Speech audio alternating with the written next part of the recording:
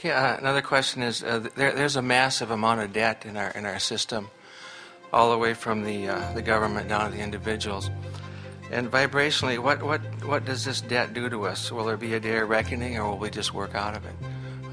Or will the dollar implode, or will gold come back, or what does all this debt do to us vibrationally, or isn't it something that not to even think about?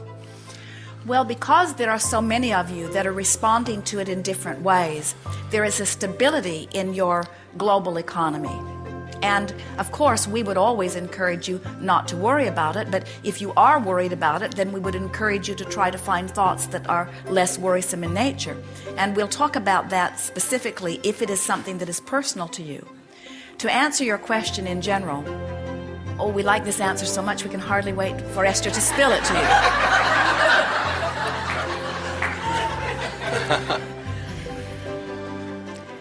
There can, universally speaking, and even physically speaking, and certainly vibrationally speaking, never be anything such as debt, because when you ask, it is always given. And the resources of the universe are infinite. So when you ask, it is given. Now, what is your economy anyway? Your economy is just the exchange of human energy. It's the exchange of something. Your world today is benefiting in a massive way by the explosion of the information age. And it has not been so many years ago that manufacturers and calculators of monetary things would have scoffed at the idea of so much economy just coming out of the air. In other words, if you can't hammer it or build it or dig it out of the ground or saw it or do something physical and tangible with it, then can it be of any value? And yet, look at the enormous resources that are flowing during this exchange of thought or mind, you see.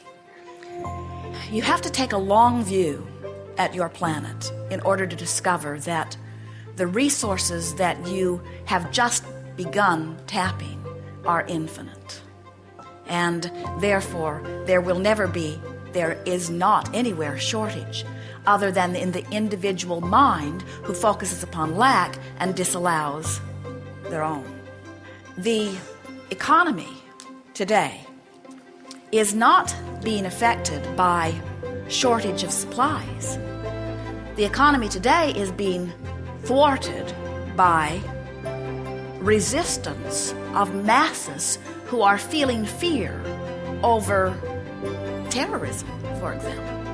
In other words, your economy is taking a more drastic hit from people who are feeling paralyzed over things that they do not see themselves having any power over controlling than it has ever been about anything else, you see.